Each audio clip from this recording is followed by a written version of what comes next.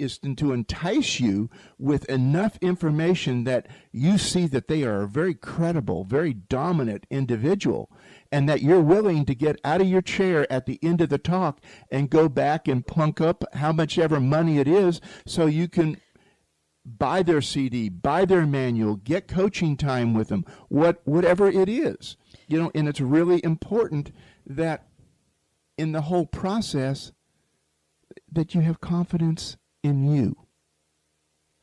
Because nobody is youer than you. Dr. Seuss quoted. Dr. Seuss. Love Dr. Seuss. And yes, I read a lot of Dr. Seuss books. I love Dr. Seuss, and I'm always, when I find one of his quotes out of his books, I write them down. And when we were preparing for our show today, I came, why Dr. Seuss says, why fit in when you're born to stand out? Ooh, really like that. So why fit in when you're born to stand out? Isn't that what we're all wanting to do when we're marketing on social media, is to stand out so people pay attention to us and people take notice? But there's a certain way to do it. You don't want to just put out, buy me, buy me, buy me. You want to really provide valuable information so that people look at you as, one, credible, knowledgeable, and yes, that's how you become influential, because they can trust what the message is that you're putting out there. And I believe blogs probably was the first social, the first interactive communications tool that was out there for those thought leaders, that they started blogging, and that was many years ago, before all these social networks really took hold. Before websites really became websites back in '98 when we started, it was all hand coded, and blogs were before that. On putting all that out there, yeah. And then and as more people understood the value of a blog, they started creating blogs, and they started putting it's just an online diary. That's how a blog started, was just their thoughts. Yes. And it reminds me of the movie that we saw, gosh, how many years ago? Julia, and she just wanted to start blogging, and as she tried every recipe in Julia Child's cookbook, and then she created an audience that started following her, and she put her bloopers down, she put her emotions in it and everything, and it just was her thoughts as she put that out there. And the world reacted to what she put down there, and they loved it. And she sold, I don't know how many books, but an awful lot of them on that. A movie was made from it. Yeah, exactly. Yeah, enough to get a movie made, so that's a lot too. So I guess the question is being an influencer the one key to your success on social media? Is that something you really have to get past, that sphere of and being more confident in just putting your information out there and trusting in yourself? Well, it is. The short answer is yes. The detailed answer is, when you start out, you're not going to be the influencer, but you are going to have influence on a few folks. So you may start out, and the first person that you get to like you, follow you, whatever, when in your messaging and on your blog, that's the seed. Now you have to water the seed so the seed will bring other seeds in. So that's how you start building an audience then, is by being basically breaking through that barrier of the fear that you might have. You have to break through that in order to start building an audience to start following you, by putting information out there. And I've seen that as I followed so many people through the years and over the years, where they began and where they are now. And they just started writing for their audience, who their ideal client customer was. Well, can I use you as an example? I mean, right now, I'm afraid to say yes. Well, tough. I mean that with love. On that, right now you're the social media queen. I mean, you're up there with the top 10 or 15 in the nation. Okay. Well, but I remember when you got started, you were afraid. What are people going to think? Am I good enough? You went through all the fear factors that were there, but you got the first one out the door. And then you got the next one. And, social media wasn't back in 98 in that area, but blogs were and websites were and those things. And you put it all together. And that's what everybody that succeeds has to go through. We're all born totally dependent on our mother. That's getting deep. Well, isn't it the truth? Yeah. So when you birth, male or female now, when you birth an opinion, when you birth putting something in writing, or you put a video out there, or you put an MP3 out there, when you start looking at that and you birth it, you're hanging on every little like, every little comment, everything that hangs on.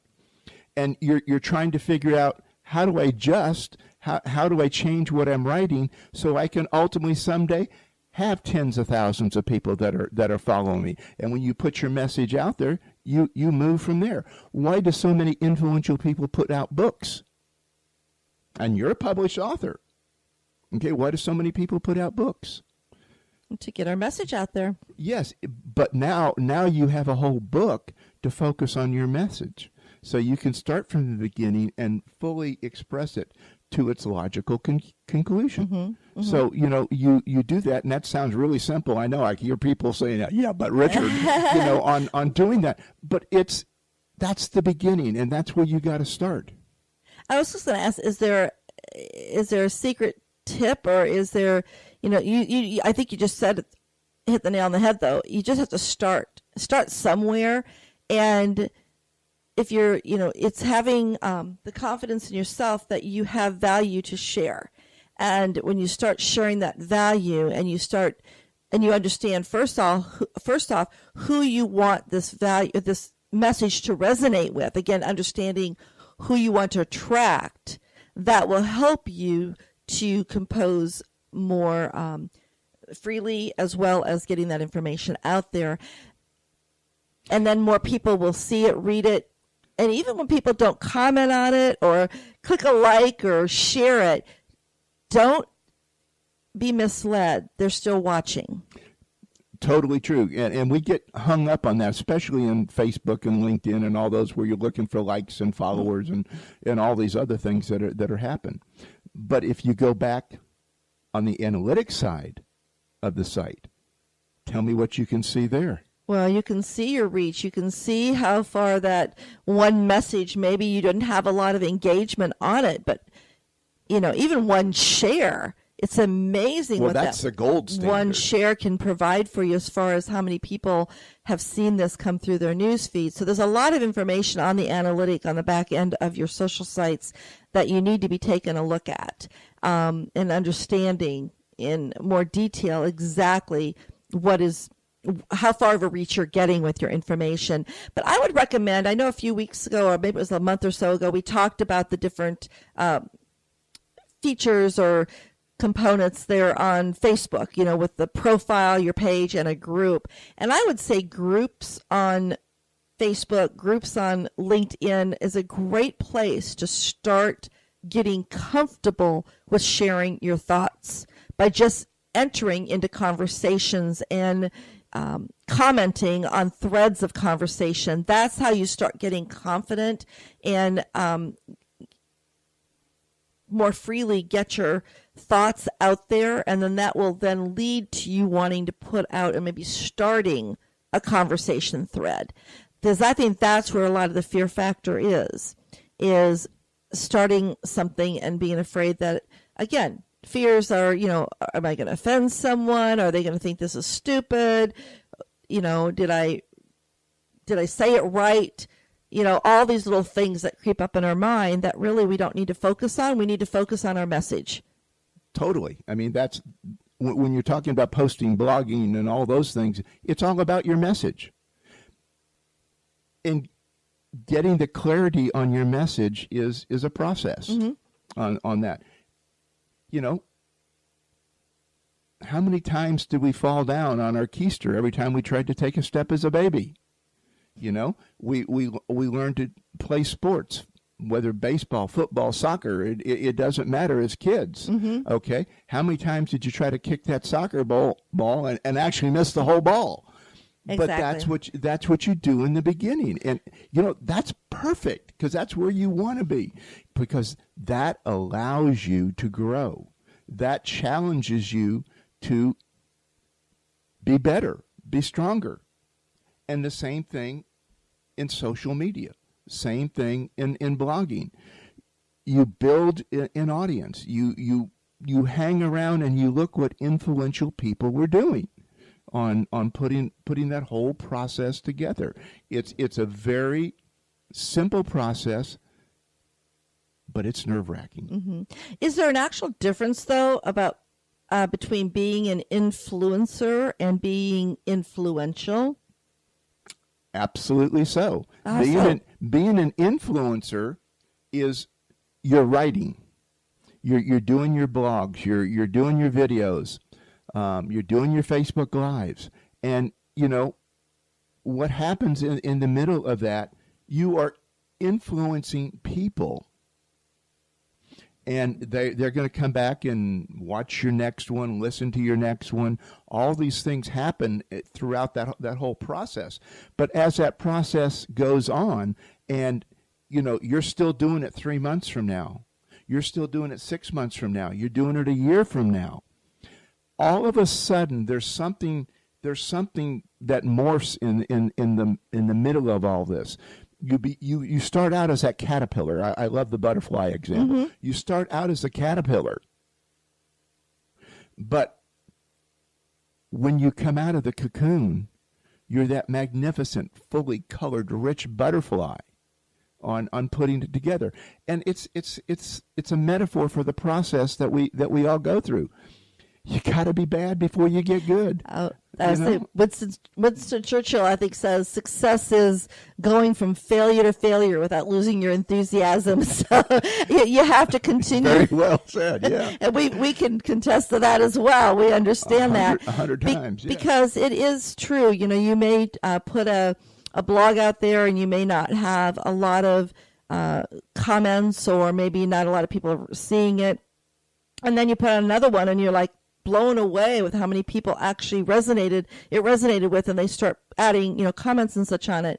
But I do know that you have to never stop. You have to continue and stay enthusiastic what you're doing, and knowing that you're passionate and you believe in the message that you want to share. And I really feel that that's where I took that turn in what I do. I know you mentioned it in the beginning. I was just like, first of all, and I run into this every time I'm training someone, is what do I say? How do I know what to say? And that's where you have to have that clarity in who you are, what your why is, who your client is, who you want to attract. There's so many other little pieces. Think of it as a jigsaw puzzle. Yeah. They all fit together. You just have to work to figure them out sometime. I know it. It's like we actually, a couple weeks ago, we did had a half-day seminar, a small group seminar with individuals working on their social media strategy. And it wasn't just sit down and, okay, write out what you want to accomplish. We started with those pieces. Yes. Why do you do what you do? What motivates you? You have to understand all those little pieces, because they're so integral in making sure you have clarity in your message. And that will help you with determining how you can actually map out a strategy to accomplish what you want to have as your end goal.